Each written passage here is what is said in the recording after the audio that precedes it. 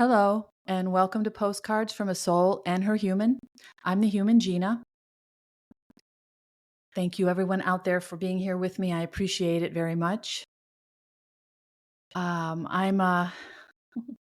here to report something extraordinary again. I'm having the most extraordinary time, honestly, of this whole entire experience, which is it's spanning almost 3 years now since I became aware of my ethereal self. Let's put it that way, or I started to experience my spiritual awakening, which I have talked about throughout this podcast and through everything I write. And I was sitting at my back window, as I do most mornings, drinking my tea and allowing whatever to come up, whatever that wants to come up into my awareness. And I was thinking about everything that's happened the last week or so, and I was going to wait another week before I started to talk about it. But as I sat there this morning, I just had an overwhelming feeling, and I could feel it like an energy surge in my body that just lifted me off my chair and sat me in front of my microphone. So here I am. I rarely prepare for these episodes because I want them to be what I call a free thought monologue, and just allow whatever comes through me to come out. And this has really proven to be a formula that's worked really well for me, and one I've really grown to trust. And sometimes I don't know how I'm going to articulate what I experienced, but I'm going to give it a go. I recorded an episode last Saturday. It is the following Sunday, April 21st, 2024. And I reported on an epiphany that I had about co-creation. And I won't repeat everything. You can go back and listen to the episode. It is called DNA Awakening and Co-Creation. And that podcast episode was spawned from an article that I was compelled to write that I have entitled Awakening of the Goddess, Co-Creation and Awakening of the DNA, or something like that, that I'm still working on. I finished the episode on Saturday, and I finished the article the following Monday, which was a little less than a week ago. Tomorrow it'll be a week. I finished the article, and I got up from my desk and I said, "It's finished, and it feels so amazing. The podcast episode is done, and this subject matter was, as far as I knew, was done." But what I didn't realize at the time, and during the recording of the last episode, DNA Awakening and Co-Creation, I experienced what I categorized as an energy surge in my body. And I do experience this often. I've described during many of my episodes the feelings and the sensations of energy in my body. I did an episode called Ascension Chaos that really captured the highlight of of how powerful these sensations were.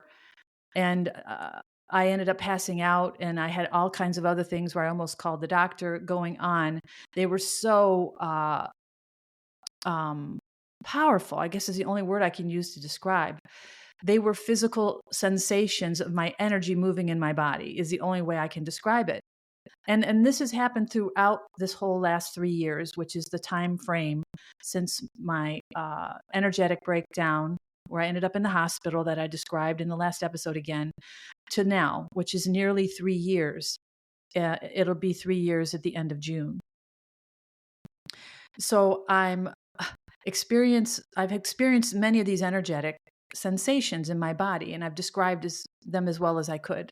So during the last episode, just as I started to tell the story of what was going on with that ended with the epiphany that I had about co-creation, I felt a surge of energy in my body, and it was so powerful. I commented on it on the microphone, and I said something like, "Oh, I can feel the energy in my body." Reminding me of how I felt at that time, which I was describing And this is something I've learned to do from my soul family. Is I was always encouraged to, when you feel a certain way or you get some sort of sensation, what are you thinking about? Because it's probably related to that. If you see a symbol in nature, something that makes you think of something, feel a certain way, what were you thinking about? It's probably attached to that. And this was all part of my training to trust my intuitive mechanism. And I'm, gosh, so I had this energetic surge in my body that I equated to or attached to what I was speaking about, which was I was started to discuss or tell the story of my energetic breakdown. And the energy that I was in during that breakdown was also very powerful. It basically shut my energy off. And this surge of energy that I experienced while I was talking about it was it felt that powerful. Although I didn't feel shut down, I felt like there was an energy inside of me that was going to burst out of me. It had just collected and I'm not going to describe this accurately. I really have been trying to think about a way to say this that would click in your mind or resonate, that you can understand what I'm saying. It felt like somebody was blowing up a balloon. My insides were a balloon, and the pressure in my body was just so intense. It felt like it had to come out somewhere. And it just kept building. And throughout the entire episode, I noticed this energy with me. It wasn't exhausting as I have experienced before. It was not a drain or a drag. It was just a presence. Maybe that's the right way to put it. It was a presence in my body that I had not felt before. And when I finished the episode, I felt really good. I was excited. As I can usually feel, I feel somewhat elated afterwards, and it feels like something that I completed. And I left my office and I went downstairs, and sometimes I feel like I need to run off the energy that I still have. So I went outside and did some yard work and felt like I could run this energy off. And by the time I got back in the house, I was just exhausted. And I realized, okay, that's expected. It's fine. A lot of times I become exhausted. It's an exercise that requires all of me, my energy, my heart, my mind, my voice. It encompasses everything that I am when I do an episode and when I write. So if you ever watched Tyler Henry on the Medium show that he has, he sweats profusely when he reads, and he has to nap sometimes for 4 hours after he does a reading.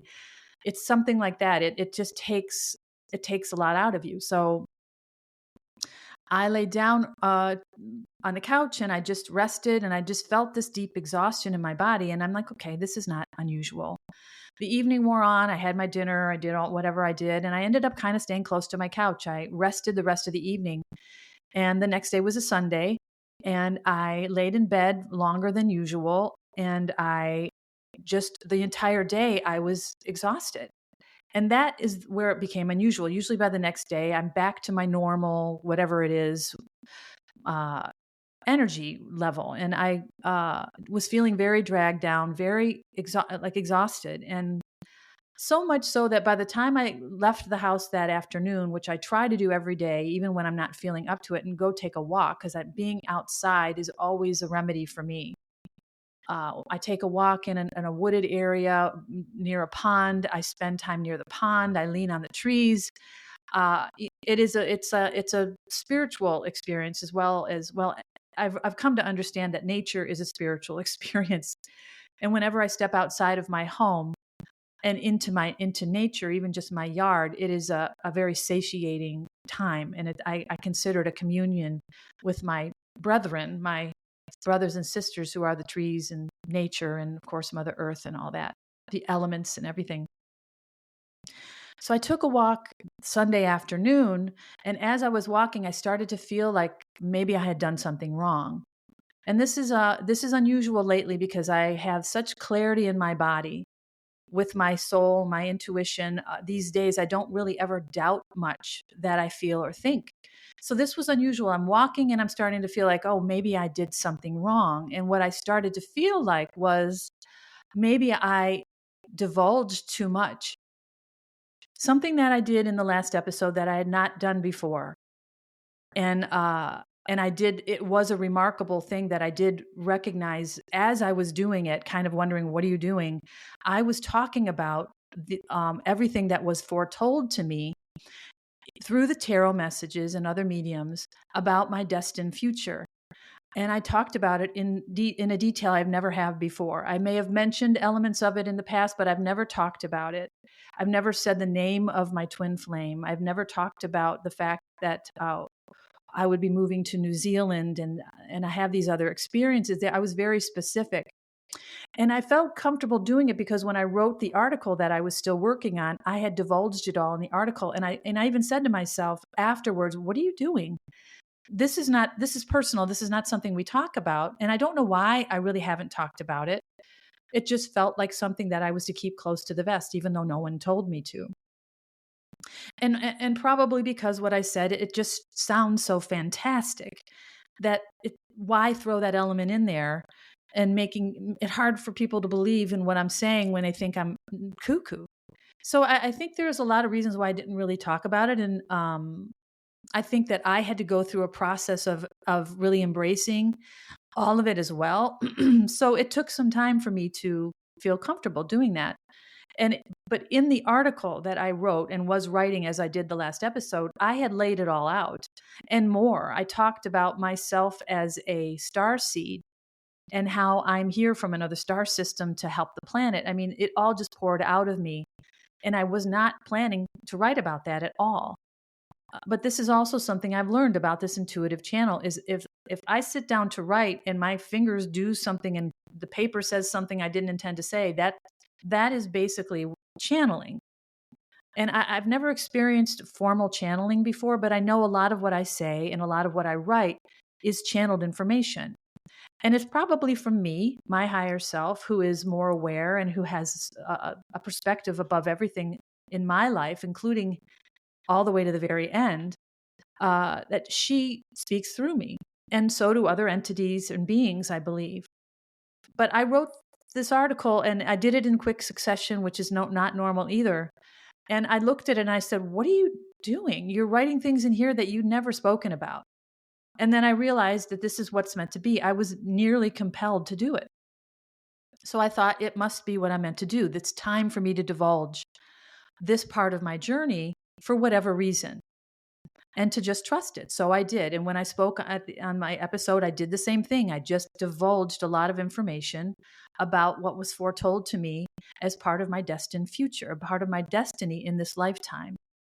And part of my destiny, my soul, is to find true love. She wants to experience that. She wants to move back to what she considers her homeland, which is New Zealand, which has been described as an island in the middle of nowhere.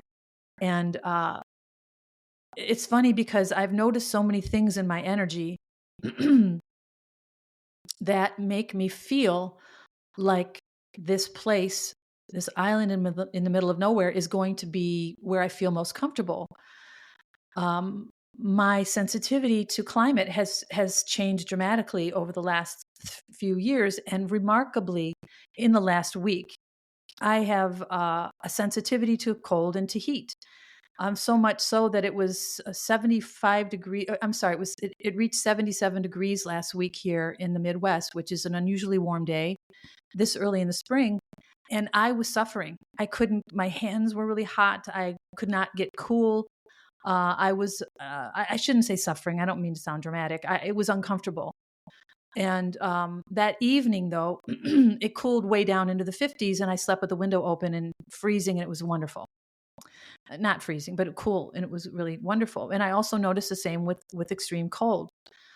If it goes under 40 degrees, I don't want to be outside where I normally would take my walks in 30 degrees without thinking twice about it. But now I bundle up like in layer upon layer, and I'm still very cold. So I avoid going out to take my walks unless it's 44, 45 degrees. Things like that. I also have noticed my sensitivity to food has really, and I'm going to call it, evolved. I'm very particular about what I'll eat. And I've talked about this before too. My palate has changed completely. And I'm so aware now of the vibrational quality of the food that I eat, that I prepare mostly everything that I eat myself, which is something I never did before, ever. I was the eat out girl. I didn't like to cook. I don't like to cook. I don't think I do, but I enjoy it now. It's the weirdest thing. But it's simple ingredient food, and I know who's making it, and I'm joyful as I'm cooking. And I have mentioned this before, that the quality of your food has a lot to do with, or everything to do with, how the food was cultivated and who prepared it.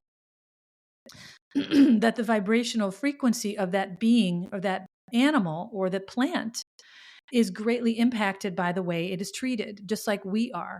Everything is a living organism, anything with a molecular structure. And that includes water. And I believe the air we breathe and the food we eat, everything. So if I am eating in a place where I don't know where the food was sourced and I don't know who prepared it for me, excuse me, I feel, and this is going to sound weird to you, I feel the difference in the food, the way it tastes, the way I feel after I eat it. So this has really pushed me to cook for myself almost exclusively, although I still go out once a week. And I try to eat as healthy as I can in a place that I feel good about. So my body has been preparing throughout these changes in my vibrational frequency and this ascension that I've been going through because it's becoming less dense. And that's what happens. The body density in the 3D or the lower vibrational quality of our lowest, I keep saying low, I don't mean to make it sound worse than where I am now. It's just a different frequency that I existed in the versions of myself who were still in her learning phase, who was still in her learning phase. That vibrational quality required a density in my body that I can hold on to these emotions and the pain and the disillusionment that I needed to feel in order to have the experience that my soul wanted in the lower realms of this existence, of this lifetime. I needed to be in a denser energy. My body was physically denser. My molecular structure was more dense. As you ascend out of your lower self or your darkness period or your learning phase, your body actually starts to lose its density as it ascends energetically. The physical body actually loses its density. And what starts to happen, and I've been told this over many months of me asking questions and getting answered, is the sunlight is now become more of a nourishment than my food. Or I shouldn't say more. It's a nourishing element, which it is for everybody, but more so in this lighter crystalline body. The energy has changed. The quality of the energy has changed. The molecular structure of the physicality of my body has been changed. Excuse me. My gosh. And I believe that is also a part of it. I'm always clearing my throat. This, I believe, is another element of the molecular changes that are going on in my body. I've noticed this over the last several weeks, that I'm clearing my throat all the time, that I feel this, like, it's in the core of my physical body. I feel this feng shui going on, like whatever's in my body that's not needed, that is no longer aligned with or on the same frequency as this energy in my body, it just expels it out of my body. This I was very aware of at an emotional level. I did an article and a podcast about the emotional baggage handler and how my emotional reactions to my feelings were the rocket fuel or the vehicle that purged these feelings and this embedded debris out of my body. This is another level of that. This is my body purging parts of it or elements of it that are disruptive to or not aligned with this new energetic frequency or quality of my energy, my soul. And the physical body is becoming less dense. So because it's becoming less dense, and I was told this was going to happen way back more than a year ago before I fainted in my daughter's hospital room, that I would become more sensitive to stimuli of all kinds, including temperature. So when I think about all that's happened to my body over the last 3 years, and remarkably in the last week, which I'll get to, I can see why New Zealand is the place my soul wants to go. as I researched this place, which was described to me as an island in the middle of nowhere, it has more sheep than people. And for someone like me, and I know there are a lot of people who are empathetic or empaths, a lot of people is disruptive. I don't go into crowded places. Loud noises are disruptive. It's almost like the feeling center is so dramatically expanded. It's almost like nerve endings in my body, and they're impacted by loud noises and crowded places and too much going on. And this has always been the way throughout my life, but now it's just super accentuated. And so the climate in New Zealand, in the area that I checked, the yearly temperature range is 49 degrees to 72 degrees. I mean, you think about somebody who's sensitive to cold and heat, that's the ideal climate. It's also an amalgamation of every land and seascape all over the world in one place, which is something that has always been a draw for me. If you look at my social media, I follow countries, not people. I follow Scotland and Iceland and Ireland and New Zealand, because the lands and seascapes are so breathtaking and beautiful. Another thing my soul wants, and I've talked about at length, is wanting to live under the stars. And in New Zealand, you can go to dark sky communities, and where I live in the Midwest, there really isn't one. There is a couple of places that I could go, but if there's cloud cover, which is a large percentage of our year here, it doesn't matter how clear it is if you can't see them. So, or how bright the stars are in a dark area. If it's cloudy, you can't see them. So I don't venture to these places because the chances are pretty good I'm not going to be able to have the experience I want. I could go out west, which is a very long way from where I am, and do that, but that's just not in the cards right now. So I've always wanted to live in a place where I could look up and see the Milky Way with the naked eye and all the planets and whatever I can see. This basically, New Zealand is a dark sky community, the entire island. So it makes sense to me that, and another thing is the food and the clean air. It's all a part of, and I've been preparing energetically and physically through these ascension periods and this expansion of my body, that for movement to move to this place, which of course is what I'm being prepared to do. So all of that is happening. But what has happened since I recorded the last episode, and since I had that energy in my body, and then the subsequent exhaustion, where I doubted that maybe I shouldn't have been talking about my foretold future, maybe that was a no-no. I'm getting my hand slapped somehow, which has happened before. Maybe I'll tell that story someday. But by the time I got home that evening and slept Sunday night, I woke up Monday morning and I felt this new energy. I felt, and it's hard to really over express this. The quality of my energy since I had my breakdown 3 years ago I would characterize as half of my energy that I used to experience or enjoy. And I wrote in an article called Soulmate, which is on my website. It's a free read if you want to read it, that I believe that my energy was ripped in half when I was pulled away from my karmic soulmate, who was my last husband. That we were so deeply entangled energetically that I had to literally be pulled out by my ear, which was a shutdown of my energy. And that ripping apart of our souls caused a lack in my body. That's how I described it. But I was also told, or I keep saying told, but I was notified through the tarot, through all the messages that I listened to, that energy would be restored when I was in the company or the energy of my twin flame. And not only would it be restored, but it would be exaggerated. I would experience an energy I've never experienced in this lifetime, in my 60s. So I feel this lack in my body all the time. And this was last Monday. I felt this new energy, and I went to my daughter's for the day. I spent the day with the baby, 6 hours. I watched her and helped my daughter and hung out with them all day.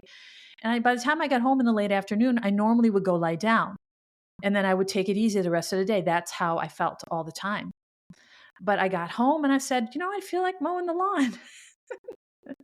And I got out my mower And I mowed the entire lawn, which I almost never do. I usually do it in sections because it's exhausting, and I only do a part. Then I go the next day, I do the other part, and I don't have that big of a yard, but I rarely do it all in one shot. But I did the whole thing, and I thought to myself, wow, what was that? And I took a shower, and I made dinner, and I just realized that by the end of the day, I still felt really good. And the whole next day, Tuesday, the same thing. I'm like, okay.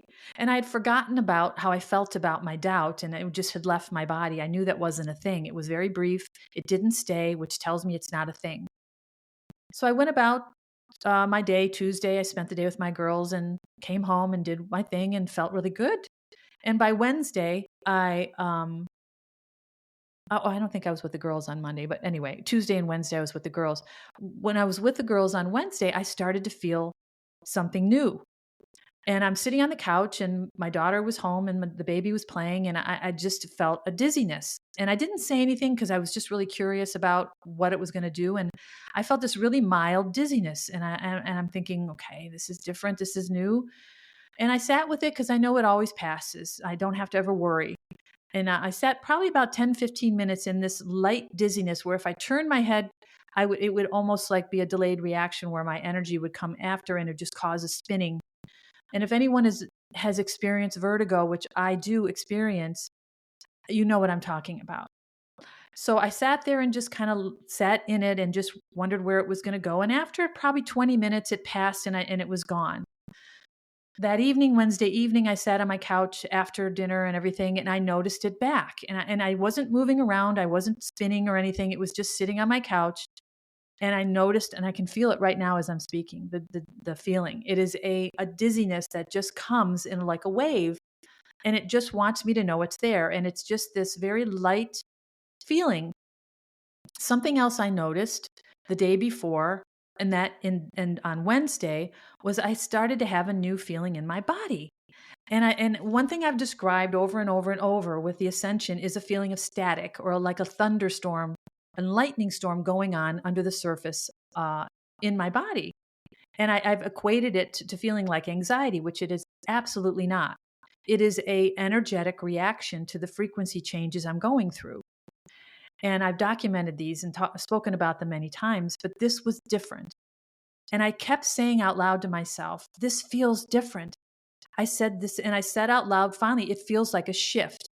And as I said that, I had a realization.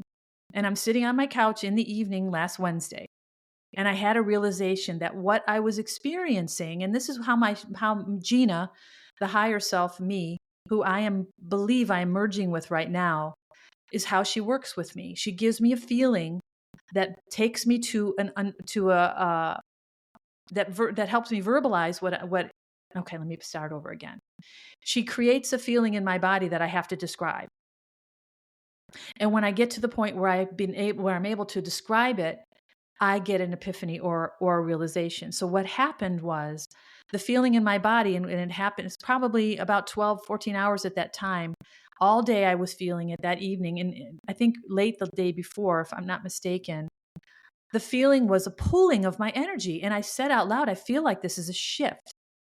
And during my podcast episode, DNA Awakening and Co-Creation, I said it a couple of times.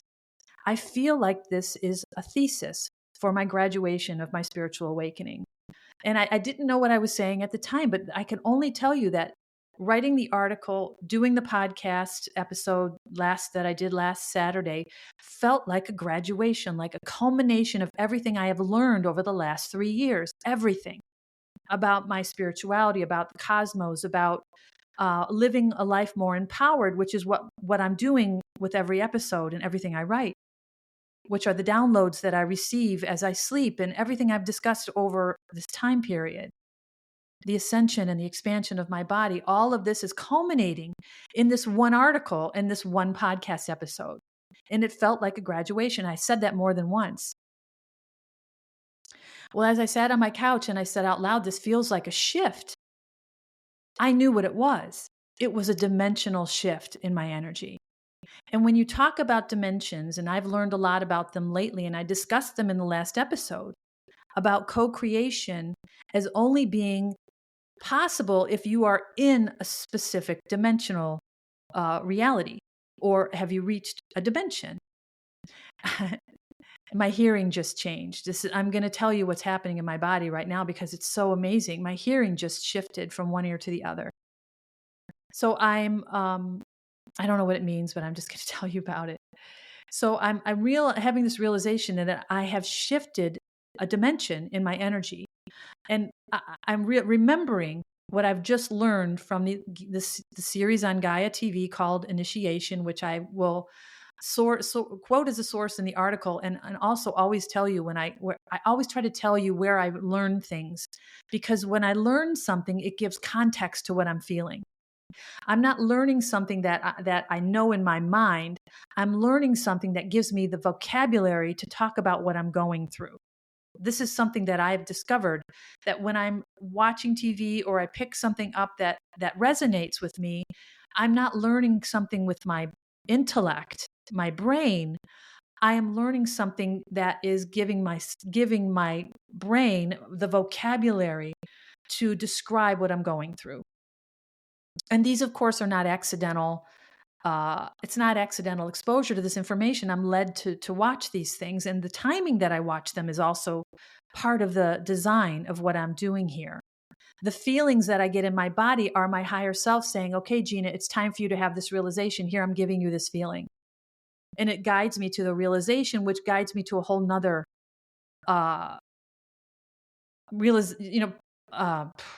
subject matter article or podcast, because I'm meant to share it real time as it's happening.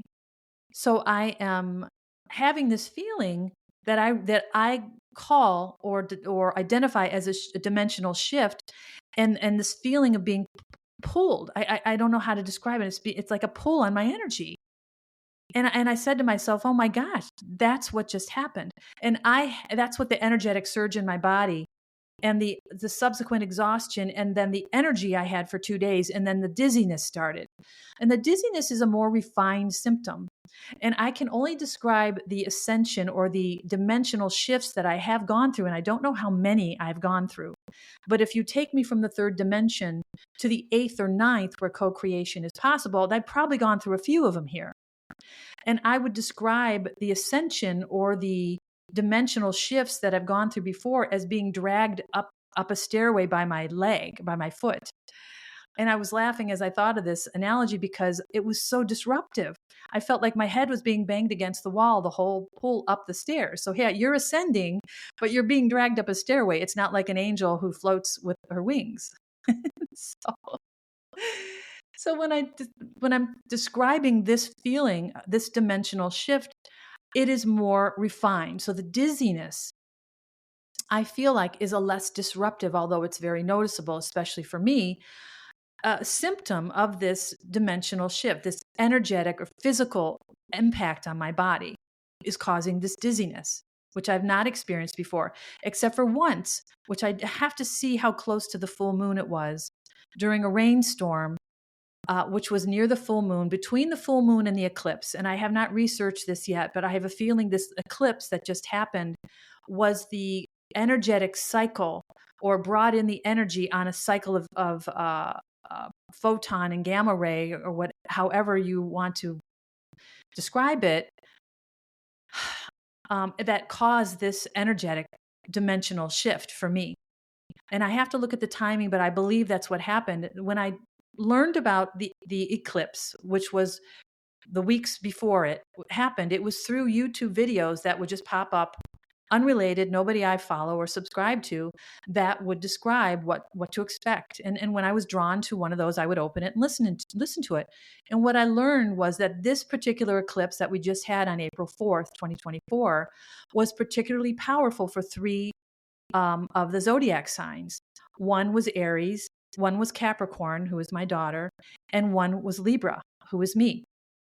That these three signs were the most impacted by the energetic cycle that this eclipse brought into the earth plane.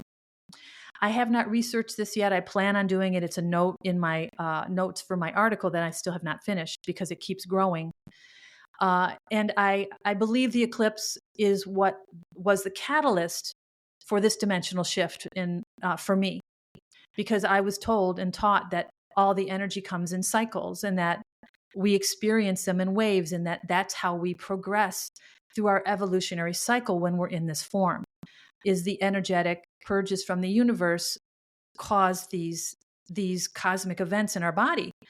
So I'll have to research that more, but I believe that the eclipse was the catalyst for this happening to me, that all of this happened. The epiphany about the co-creation that I had after the lottery event and everything I described in the last episode was all catalyzed by that eclipse.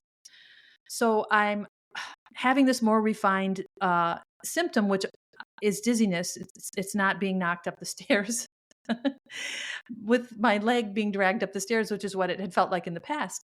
And I am realizing that this is a more refined adjustment to my energy. This is not me going from a lower dimension to a higher dimension. This is me going from a high dimension to a higher dimension. So it is a more refined transmutation, meaning the foundational quality or the foundational elements of this dimensional shift are already in my body. The heavy lifting is done. Now it's refining.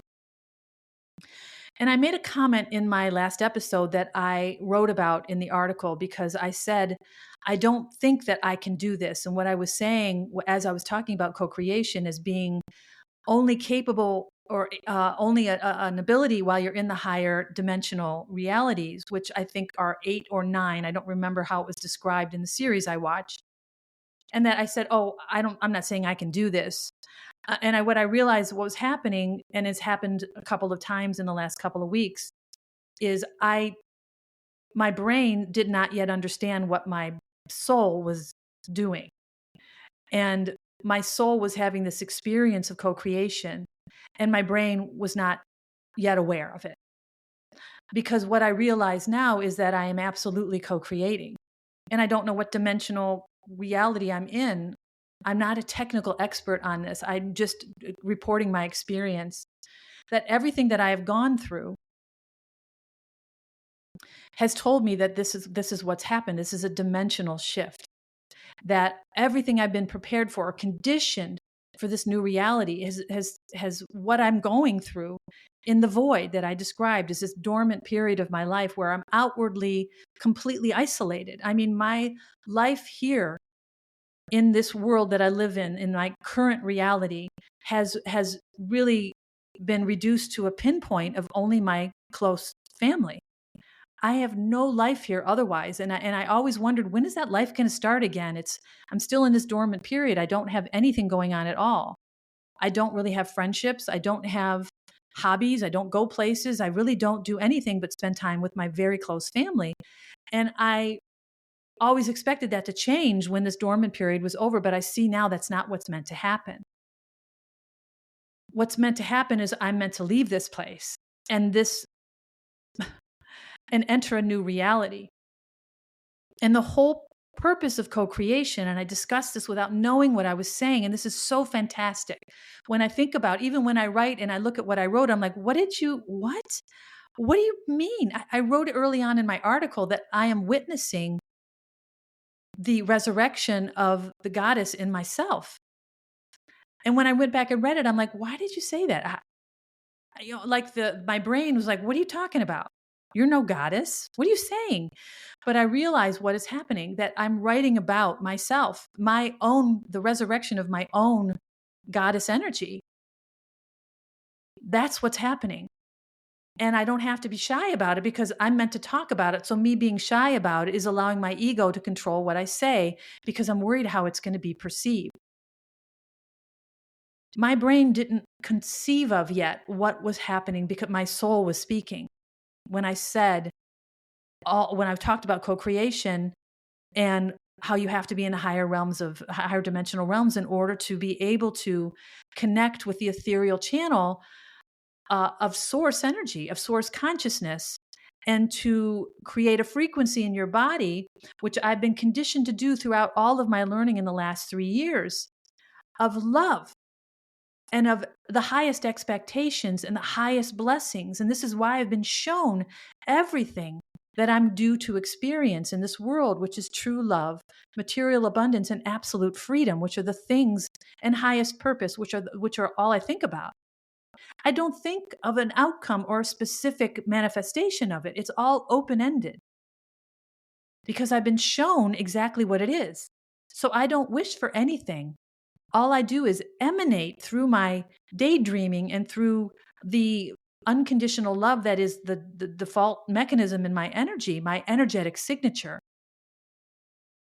And what it does is, through the co-creational process, it calls out to the universe on a frequency that the universe responds in kind, and pulls back through manifestation those elements that you're calling for.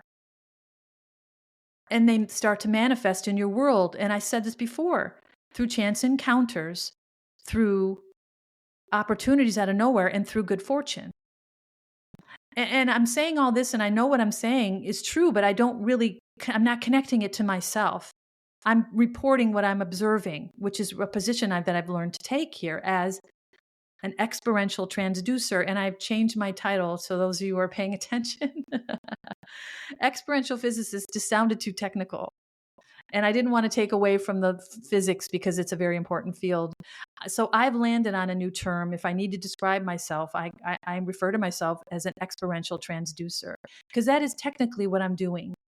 Through my experiences, which I'm given information through these downloads, and then I'm giving the context through an experience or a process that I'm taken through. And then I speak about that energetic download in words, a story that I can tell, which transduces it out into the world. So that is what I've landed on as the way to describe what I do is I'm an experiential transducer. So knowing that I'm experiencing my life as an observer, it's easy to disconnect from what is actually happening to me, the human. So I had to I had to have that reality check, and my soul made sure I did. She gave me this feeling that I was having a shift. And then I said out loud, this is a dimensional shift. And then I realized what had happened, that I experienced a new dimensional shift in my energetic body, which is what it's doing. And I had another realization the next morning. So that was Wednesday as I was sitting in my chair. Oh, I'm sorry. That was Wednesday night. I had that realization. Thursday morning, which was just a few days ago, I'm sitting in my chair again, having my tea, which I do most mornings if I'm not going to my daughter's. And I was not thinking about anything. And I had another realization. I was thinking about the energy in my body. I was thinking about how it feels like it's being pulled. And I kept trying to articulate this. What does this mean? How can I describe this feeling? I already realized I'm having a dimensional shift. What else could I possibly realize? And I started to try to, it was really awkward at first. I'm like, it feels like I'm being pulled, but it's not really being pulled. It's not like it was before. And I couldn't articulate it. And then in a moment, it came to me. It felt like my energy was being pulled out of my body. And I said it out loud. I said, my energy is being pulled out of my body. And then I sat up in my chair and I said, oh, I get it. This is so amazing when this happens. And it's happened so many times to me where I have an epiphany. And this is my soul saying, Gina, it's time for you to have this realization because we're moving along this track now. And what has happened and what I realized in that moment when I said, oh, I get it. And I started to laugh out loud. What is happening is my soul, this dimensional shift has aligned my soul or my energetic body to the gravitational pull of the new reality of my destined future. Let me say that again. This dimensional shift in my energy has turned my energetic body into the track or the energetic frequency through a portal that is now open with this dimension or a train or however you want a channel that is basically reaching out and taking the energy from my body, my soul's energy, my energetic body, and dragging it out in a gravitational pull towards its resonant match. So if you imagine a hand coming from the universe and one out of my body, they're reaching for each other, is what it feels like. And this hand is from the universe is pulling my energetic body out of my physical body and into this new reality, this resonant frequency match that I've described over and over without really understanding why. I wrote an article called Resonation. This has been such a prominent feature in my mind because this is the mechanism. It's the frequency of our vibration. We are frequency. Everything is frequency. This body is not a physical thing. It is a molecular structure. And if you look in a microscope at molecules, there's space between them. Physical reality is an illusion. We are all just different densities of molecular structures.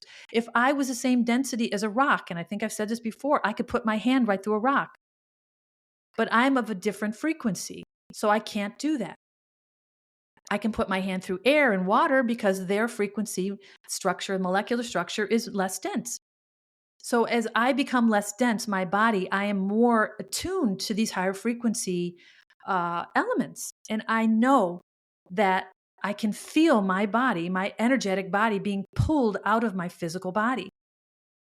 I can feel it. It is a sensation in my body. And I knew that that's what this was. So now I have this whole other thing to write about. So this article that was done last Monday is not even half done. I fervently wrote another 6 pages, and there's still more coming. I have three more pages of notes. So I have this realization that I am being pulled energetically by the gravitational pull or the frequency resonation of this future destiny of mine. Now, I don't know that of the timing.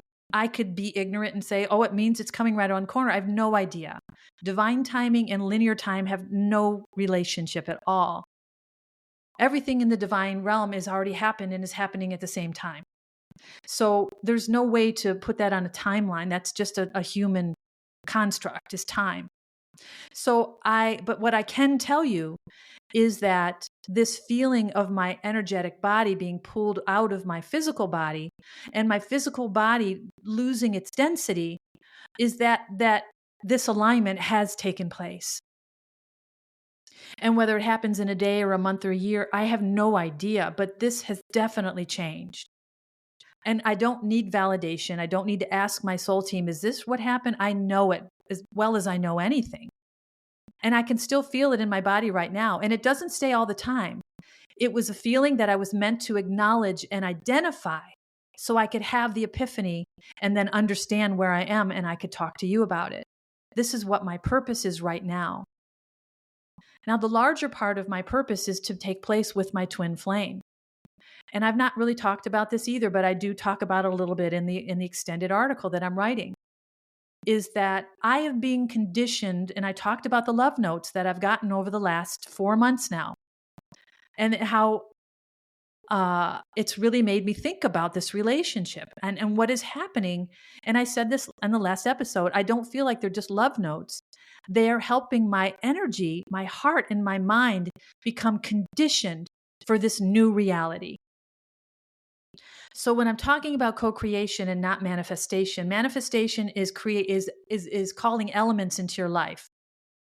Co-creation is changing your reality. And you have to understand, I'm watching these messages, and most of them are social media messages, and they're long, and they are talking about a relationship with two higher frequency beings. How an evolved man looks for an evolved woman, and how the two of them together evolve each other. How we will have the effect to ascend each other in a way that cannot be done on our own because we are energetic matches. We are the same soul coming back together. How the heart connection is going to create an entirely new reality for what a love partnership is. And it's described in detail. And what effect it's had on my body and my psyche and my mind and heart is to create a new reality of what love is going to be in these higher frequencies with an evolved man. You have to understand, all I had to go by is what I've experienced. And by design, I've experienced the most devastating love that I could imagine. Through being with and again, I'm not villainizing my ex-husband. he played a role in my life that was critical. And I cherish him for that. And I don't want to villainize him. He is a wonderful soul. But his vacancy of emotion and his need to drain me energetically taught me what love is from the very worst perspective. And every experience I've had with love, and I won't include my first husband because that was, I believe, a respite from my karmic life. And we loved each other as best we could. We were best friends. I mean, mostly. We loved each other enough to get us into this relationship and this marriage that produced my beautiful daughter, who was meant to come into the world through the two of us. And a soulmate who is another family member, we made sure we got together, who is also with us right now. I'm aware of his existence in our soul family. All of this was part of the design of my life, was to suffer or experience the worst kind of love possible. Love that requires compliance and the shrinking of my of my of who I could have been, of my potential. And having a relationship where sex was a chore. And I've talked about my sexual awakening and the sexual abuse I experienced with my father and other people in my life. I've talked about that. And the reason is because I was meant to experience that so I could understand the karma that I brought into this world, and I could overcome it. And that was the whole purpose of that, the darkness phase of my life. But you have to understand, during that phase, I learned what love is. And it's not pretty. I learned what sex is, and it's painful, and it's degrading, and it's abusive. That was my experience with love and sex. So in order for me to be conditioned for this new reality, I've had to go through all of these energetic and emotional changes. And what's happening now, and I believe in this refined stage of my dimensional evolution here, is these messages that have been permeating my body since the beginning of the year. And I have a folder in my inbox where I'm keeping all of these messages. And I always keep saying to myself, what are you going to do with these? I don't know. I'm just keeping them. Where I'm accumulating all these messages, I'm sharing them with myself and saving them in a folder called Messages I'm Receiving Since the End of 2023. I didn't know why I was saving. I still don't, not sure, but I understand the purpose of them now. They're not just love notes. They are reconditioning my expectations. They are having the effect of changing my reality in order to prepare me for this co-creative moment where my entire reality is going to change and where I have to be prepared to come into union with a man who is evolved, who is, both of us are meant to evolve to a point where when we come together, we don't run scared from each other. We don't hide who we are and become the people we were in our lower iterations of ourselves. We have to shed all of that in order to be who we are, who we need to be for each other. And there is still healing that is going to take place. I've been told this over and over, that I will activate his faults and insecurities and he will activate mine. And of course, I know my biggest one is going to be my sexuality. I have never been in a love relationship where I felt safe sexually. And it's no one else's fault. This is what I was meant to experience. And sex to me always was something I felt like I needed to do to comply with what was expected of me. I've never been able to enjoy sex the way I know that it's meant to be enjoyed, and how I've alluded to and talked about. I did an episode called Sexuality very early on in my podcast career, which is almost 2 years old, about sexuality. I wrote an article about it because I knew what I'd been experiencing was not how it's meant to be experienced. And I describe it as the worshiping of the orgasm, that we are not meant to worship the orgasm, that sexuality and sex is meant to be transcending. And I didn't even know what I was talking about, but now I have a better understanding. That if there isn't an intimate bond between two like frequencies, and this is so important, if we were not on the same vibrational frequency, this would not happen, first of all. And if we met each other, it would not work because I would still be in a place where I couldn't relate to him and vice versa. So now we were both created the same frequency in our bodies. We can come together, but the healing still needs to take place, and we are meant to do whatever's left together. And that's how we ascend each other. But sexuality is meant to be transcendent. It is meant to be an expression of intimacy. And what it is now, it is, and honestly, what I've learned is this has been, oh my gosh, this is going to sound so weird, but sex has been distorted in this toxic way for a reason, to help to keep people worshiping it like a gold-plated god. I'm watching a reality show on TV. Of course, I'm like, why am I watching these reality shows? But I know why, because they are examples of the expression of everything I want to talk about. This reality show is about young couples who are going into the time of their lives where they're having babies. And they are realizing that sex has faded. And because sex is faded, their mind tells them the love is gone. So they are struggling to stay together. And this is the plague that the worshiping of the orgasm has caused throughout humanity. Is we don't see sex as an expression of intimacy. We see it as a way to feel pleasure. And we pride ourselves on our ability to give an orgasm to our partner. I'll do these things to make you feel good physically and feed your ego, and the misguidance that sex is a litmus test for our love. Sex should be an expression of the most intimate connection that two souls on the same frequency can share. And it may not be genital driven. I'm reading a book, which of course I was drawn to read, of course, there's always a reason, called Tantric Sex. And it's teaching me about sexuality from a place of mental and emotional intimacy, and the polarities of men and women, and how the body has to be touched in order for a woman to become aroused, not just with the genitals, but with the heart and the soul. There's so much to it that we don't understand, because we're so driven by the orgasm and friction as a way to get there. And this is why, without knowing, I denounced sex early on in my awakening, because I knew I didn't want to experience it the way I had before.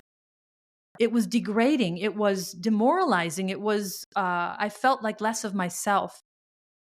And again, no one else's fault. This was meant to be my experience. So when I started to get these messages of love and what sex was going to feel like, and sex is not described as bumping and grinding. It is sex of the soul. It is making love to each other's souls. And I'll describe one to you recently, how that two people came together, and the woman said to the man, "What do you want to do?" And he said, "Amor." And she started to take her clothes off, and he said, "What are you doing?" And she said, "Well, you want to have sex?" And he said, No. Let's just talk. I want to gaze in your eyes. I want to know who you are. Tell me everything. And if this intimate interaction ends in a kiss, then let it be. But the focus, this is so beautiful. The focus was not on the physical coming together of bodies to create friction and then an orgasm. And how empty do you feel after an orgasm? You roll over, you don't know what to say to each other, you might swoon for a minute, but then the lust is gone and the connection disappears. The type of sex or sexuality I'm talking about, that energy never dissipates. That's soul love. That's soul sexuality. That is two similar frequency beings coming together at a soul level. That is a sexuality that I am being conditioned to expect, and where I can be 100% myself, and where I do have healing to do. But I'm being shown that this is the relationship I'm going to be in. And I'm sure there are elements in his body or mind or heart that need healing, that I will be a mirror for, that come up in his body that he will need to heal. And I will be there to help him. This is the purpose of our energetic connection, is this elevation or escalation of our energetic frequency as a couple. And of course, I'm the spiritualist, he's the materialist. So we have these opposing experiences in the world that are coming together to create this incredible couple. But the biggest part of our one of the one of the bigger parts of our um, mission together is the coming together of our energy and the brilliance that that will create, and the energetic brilliance that that will create in the world. Another part of it is what we will do together. And this has been described in the tarot over and over as a free will time in our partnership, that we will be given tools and possibly ideas, cosmic ideas, to help the earth. And what I was told specifically is the water source. And I don't know how that will emerge, that we will be given an idea that will help the water source, and that we will cultivate that idea, and are given free will to do that. And the reason why I'm saying that specifically is these other elements are destined elements or fated elements in our lives. So this is a time where, when we are together, we will have our free will to choose what we want to do in the world. And I don't know yet what that's going to be. And I don't know how it's connected to what I already know. I don't know anything about that. But that, if I'm going to divulge what I'm divulging, I might as well divulge that. And there's something else I realized as I was writing this article yesterday, which is just about done. I'm just really refining it right now. Was not only that I am the resurrection of the goddess, that this is what's happening to me. I am not just Gina having this experience. I am an energetic being in a human body who has evolved to this time, or this dimensional reality, where I can co-create my entire reality. I am the resurrection of the goddess. Something that my soul wanted to learn in this lifetime. And it's been prevalent in all of the things that I've learned about myself through human design, through the gene keys, through the tarot, is my soul, and I've said this before, wanted to learn trust and faith in the universe, that she wanted to be in this earthly form and disconnected from her ethereal self, completely erased who she is, and wanted to find that connection again, and then trust that what was meant for her would come to her. So this, of course, exercise was given to me to experience in the world, in this human body. I am meant to have faith and trust because that's what my soul wants. And I can look back to 2 years ago in June, which is almost 2 years ago, when I had an experience in the tarot that crushed me, where I was a year out of my relationship with my ex-husband, which was devastating. And I felt like I was getting to the point where I'm ready maybe to meet somebody new. I kind of knew I wasn't ready, but I'm like, oh, maybe I am, because the soulmate is talked about so often. Maybe he'll come in soon. And I got a message in the tarot that basically said, he's not ready, that he's a human being who has to go through his transmutation as well. He's not ready. He's not coming anytime soon. And I remember feeling in my body this disappointment start to grow. And I'm like, oh my God, I don't want to feel disappointed. Oh no. And after the reading, I went into my spare bedroom with no sheets on it, and I laid on the bed and I cried. I'm like, what are you crying about? I just was laughing. I said, what are you crying about? But I realized that I was desperate or in need of that relationship to feel better. And this is when we go into relationships, when we feel lack, when we feel a void, when we feel like we're not enough. And what I was meant to learn over the last 2 years was not only am I enough, but my solitude has become sacred. And I've talked about this before. It has become sacred. It's a luxury that I experience. And I remember a message that was prevalent in the readings that said, be careful what you wish for. Don't wish away the solitude, because you're going to miss it. So whenever I start to think, oh, I'm ready for this future to happen, I realize, wait a minute, don't wish this away. Because what you're wishing away is this sacred solitude, which I've come to cherish, and the time with my daughters, which is an encapsulated amount of time that's been described as 2 years, and I don't know how long it actually will be, that I get to spend with my girls as a source of support, as a source of connection and integration and guidance and love. And that is a time period I'm in right now, and I do not want to wish that away. So I'm in no hurry for this to happen, and I feel this peace and stillness in my body, in my own body, that although this relationship is so promising, I don't feel any need or draw any. It's funny because I don't even feel desire. What I feel is a destiny that I think has replaced that. I'm not really sure how to describe that, but I don't even really feel desire. It's just a knowing in my body that when this time comes, it'll come. And I will be turned on my head upside down as it's been described, and I will fall deeply into this relationship because I can trust it. I don't have to doubt it. I have over 100, probably 200 messages that I cataloged where this was repeated over and over again. And of course, that was all conditioning. And as the energetic mutation was happening through the ascension and the expansion of my body, this mental and emotional conditioning was taking place with all these messages. This is part of my purpose, was to condition myself for this next phase of my mission, of my journey. And this next phase includes my twin flame and a move across the world and material abundance and many other things that I can describe, but I'd be here all day. So this conditioning has not just been the mutation of my energy, which has affected my physical molecular structure and every system in my body, which my body is more efficient now than it's ever been. I can't really describe that except for to say, and this is going to sound weird, excuse me, but I'm regular now, where I never in my life have ever remember being regular.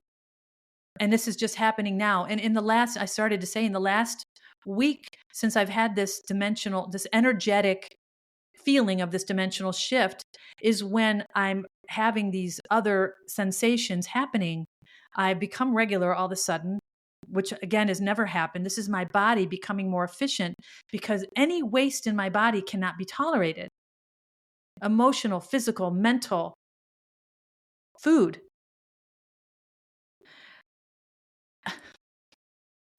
My water intake, I only drink water except for my tea, and I drink mud water every 3 days because it's a mushroom blend with spices that is incredible. And another thing I've learned is about mushrooms and about the fungus in the world, and that's a whole nother podcast. But anyway, on a whole nother episode.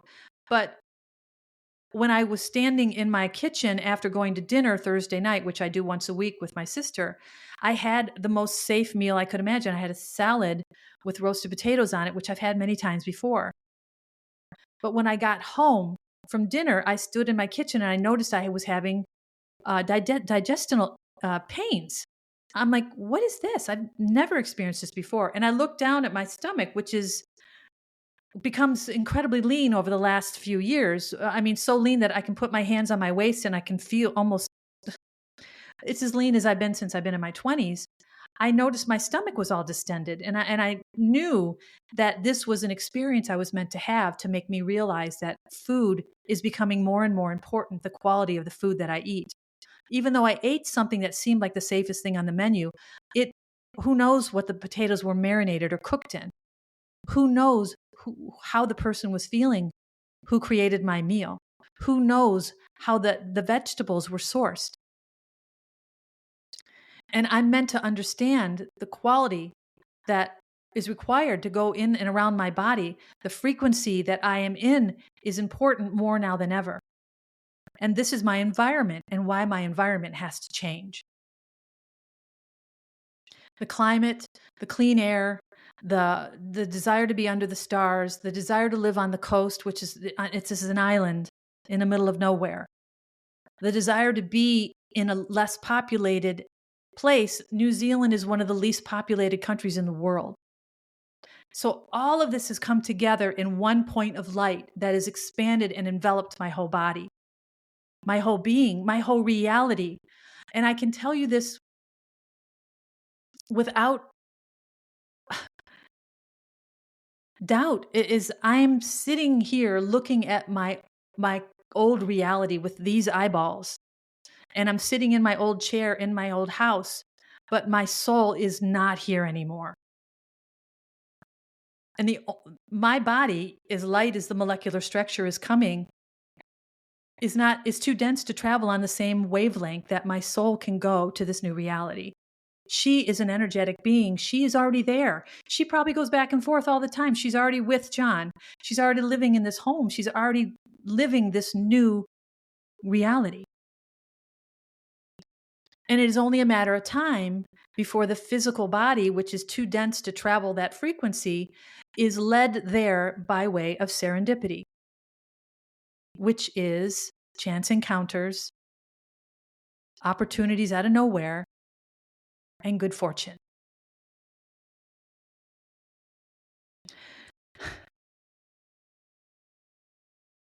So that's my story. That is my extension of the last story, is that I have become aware that I have experienced a higher dimensional shift that has aligned me to my destined future.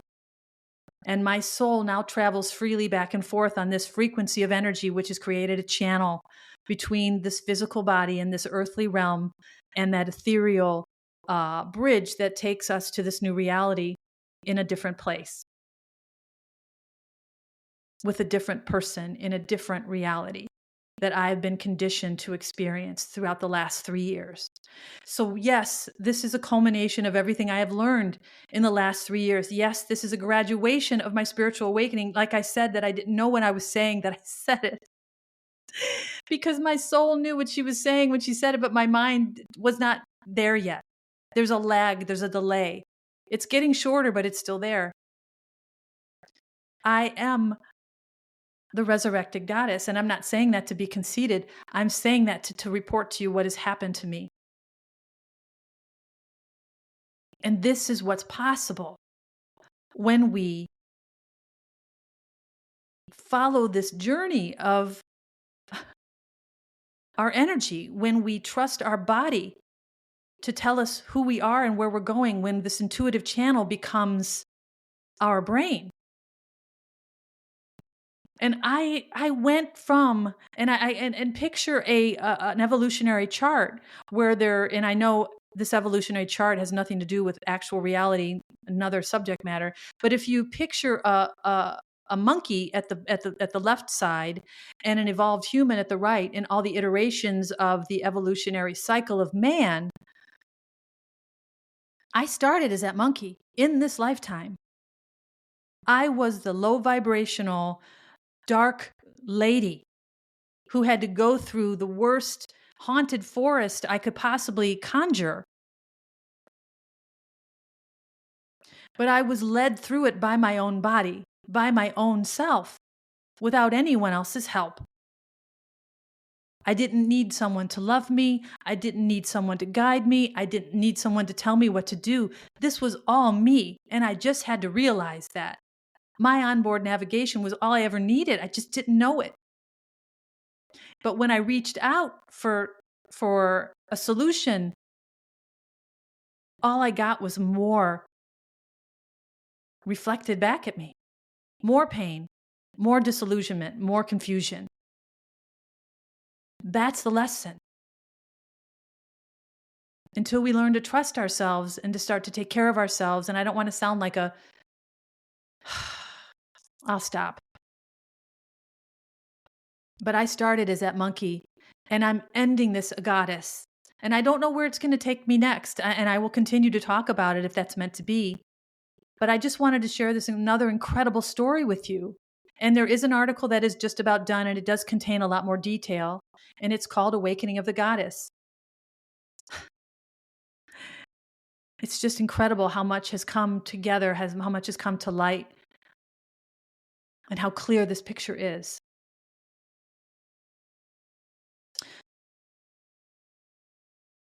I was saying that my soul wanted to learn to have faith and to trust. That is what is meant for her will come to her. And of course, I'm having that experience for her in this world. And I realized as I was documenting all these things and talking about all these foretold events and laying it all out there for everyone to see, that it was really the most courageous act of faith that I could think of.